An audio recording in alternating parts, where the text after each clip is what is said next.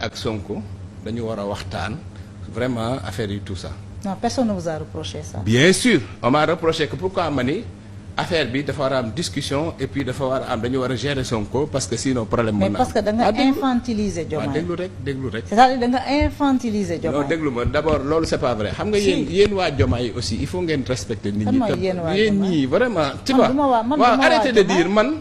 xanaa yow waa Sonko nga. mosuma infantiliser Diomaye sama àdduna. li ma bëgg a wax mooy réew day toll fa la preuve bi réew mi tollee fii ci temps Macky Sall def naa benn émission ak Babacar Fall na ñëpp dem seetaani ko boobu réew mi mi ngi tàkk affaire Adji Sarr nañ dem xam nga lan laa waxoon exactement li ma wax ci Sonko ak Diomaye dama ni d'abord Sonko dañ ko war a may liberté provisoire deuxièmement dañu war a waxtaan moom pour régler affaire bi dans l'intérêt du pays sa xarit yu bari yoo xam ne dañ leen xamandoo man ak yow yu bokkoon ci nguuru Macky Sall jour boobu sama téléphone xaw na explosé mais yéen xanaa yow da ngaa dem négocier ak Sonko ci pet coow li ni mu toll nii li ngay wax nii mooy lan man leen loolu laa gëm gis nga ni ma waxoon à l'époque ni dañoo war a toog régler problème yi balaa réew mi di tàkk la même chose laay wax tey maanaam waxuma dara lu bees may mun a c'est-à-dire que chaque fois que Sénégal toll ci situation bu mel nii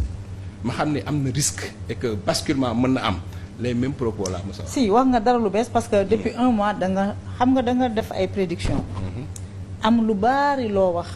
sur le comportement politique de Ousmane Sonko. sur les pratiques de Pastef si li indi réew mi. voilà justement léegi. nga jékkee-jékki. ma ne ko góor gi ma ne ko premier ministre du yàlla du yonent premier ministre li mu waxu politique la dañoo jëm ci élection mu bëgg a taqal ñi muy jàmmaar loolu kese la amul.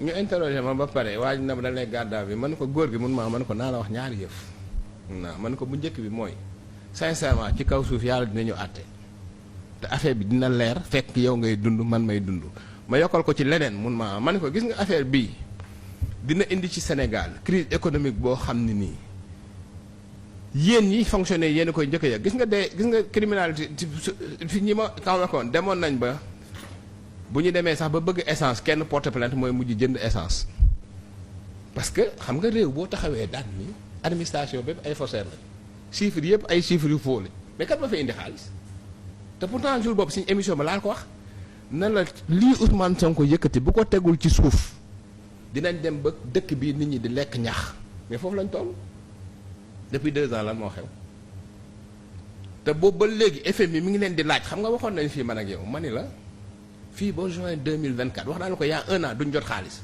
ñu ngi ci juin jotuñu dara.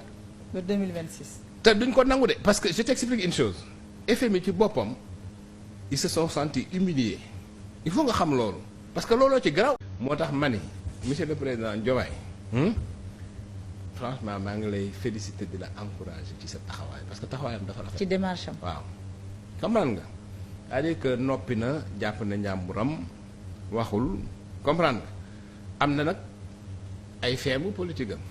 parce que xam naa dina xaaral bañ ñëw ci Diomaye dégg nga mais je pense nu mu gën a noppi Ousmane Sonko di gën a dëgg bal bi ñu am yaakaar ni institution yi dinañ mën a cohabiter ba 2029. Diomaye ni muy defalee dafa mel ni Diomaye ne fera pas les erreurs de Macky Sall. Avec Ousmane Sonko. Diomaye ne répétera pas les erreurs de Macky Sall. ñu wax ci Diomaye kon. non balaa ñuy dem ci Diomaye ma ne ci démarche bi laa wax nga ne am na ay feemam. ma ne la avec Ousmane Sonko Diomaye ne fera pas les erreurs de Macky Sall ci ni mu gérer. waaw loolu mën nañ koo yaakaar waaw. loolu mën nañ koo yaakaar ba pare gis naa ni aussi ñi am solo ci réew mi ñëpp ñi ngi wax ak moom te mi ngi leen di déglu maanaam kilifa diine yëpp ci réew mi ñi ngi wax ak moom kilifa aada yëpp ñi ngi wax ak moom ñëpp ñi nga xam ne aussi am nañ baat ci réew mi wala am na lu ñu représente ñi ngi wax ak moom te mi ngi leen di bàyyi xel. c'est un point très positif waaw mi ngi leen di bàyyi xel. dañ leen bàyyi xel bu baax. alors balaa ba pare ñi wax ak moom mais discours de son mandat ay avant discours bi mësul def discours bu mel ni moom. te jàpp naa ni li des man dafa am ñaari discours yu ma marqué ci Diomaye mooy premier discours bi ñu def devant les Nations Unies. ak discours bi mais discours mujj bi ci Ablaye pour man c'est le genre de discours yoo xam ne dañ ko war a jàngale. c'est inédit. dañ ko war a jàngale ci fagu Sciences Po yi tu comprends c'est un discours extraordinaire en force. et qui résume la vie d'Ablaye Wade en rhétorique c'est-à-dire que ba pare force écriture bi ak image yi c'est très fort. ba pare discours bi waxul rek ak Ablaye Wade dafa wax Ablaye Wade. ak classe politique wax li ñu war a doxale tey. loolu mooy force du discours bi en fait maa ngi ñaan yàlla loolu mu wax yëpp mu doxale noonu parce que bu doxalee noonu réew mi dana am jàmm. il dit le silence n'est pas une faiblesse. exactement réew mi dana li mu wax ni moom lay doxale laa wax bu ko doxalee noonu réew mi dana dal dana am jàmm te dana dox.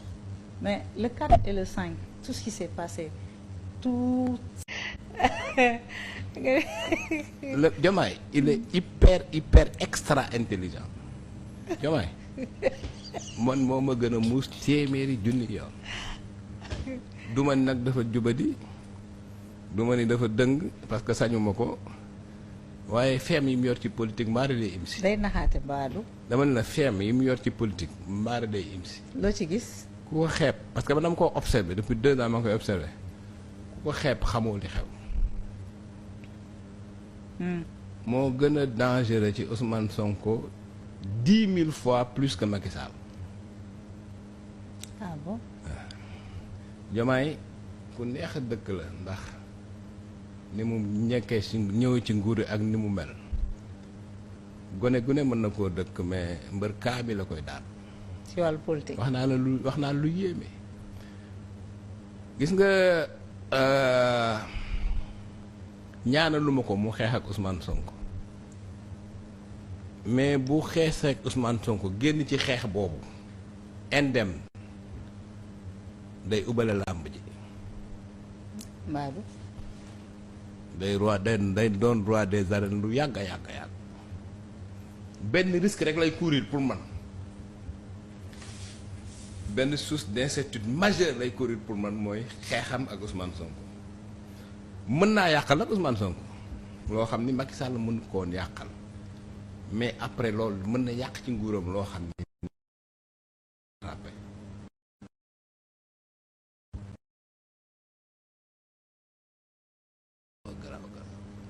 mais yan élément nga am ba naan caaxala ci wàllu politique. waaw parce que il est plus dangereux. dama parce que xaw ma ko woon au départ mais dama ko gëstu xool ko jàng ko même noppeem gi yëpp noppeem gi du ragal du passivité noppeem gi yëpp stratégie la. xam na li xew yëpp. dafa xam Sénégal xam réew mi ni ñuy doxee xam ban cër lañ jox noppi ak ban cër jox ku noppi. ak ku yaru. des fois day bëgg a wax de day bëgg a wax ba ci ak mu taxawaat comprendre Diomaye ko muus la. sànq da nga ma ne y a des choses qui vont se passer. vous savez écoutez ni ci ultime combat yi la toll woon ak Macky Sall moom laa gis démb ki nga xamante ne yegg na ci ultime virage ak Diomaye comme si que y a un problème bu population bi ñun xamul parce que yow bi nga génnee ci gouvernement bi léegi ça fait même pas 2 mois soo nee defuñu fi dara alors que yow lañ joxoon orientation yeeg accès yëpp bon en fait yow yaa waroon def loolu noonu lépp nga génn bi nga génnee ñi ngi teg gouvernement bu bees adopté gul sax consigne pour jël virage jël code ngeen leen acci leen ñu dellu ci liggéey bi nañ dem ci liggéey bi bon te yow tu étais chargé pendant 2 ans de faire les orientations donc boo ko deful après tu reviens pour dire que Diomaye yow defoo ko sa gouvernement bu defoo ko au fait y a problème. mais waxoon na aussi que ne premier ministre amutoon yenn pouvoir yi comme ni ko ñenn ñi foogee premier ministre comme ministre la rek aussi peut-être du am yenn prérogative yi mën a def yenn yi comme ni nga ko foogee. ma premier ministre du comme non frère am la ñoom ñaar ñoo ànd ñëw. soit ñooy ànd dem donc ñoo waroon ànd liggéey. quel que soit alpha kii moo war kee warul loolu amul ku mën a taxaw waat ko ni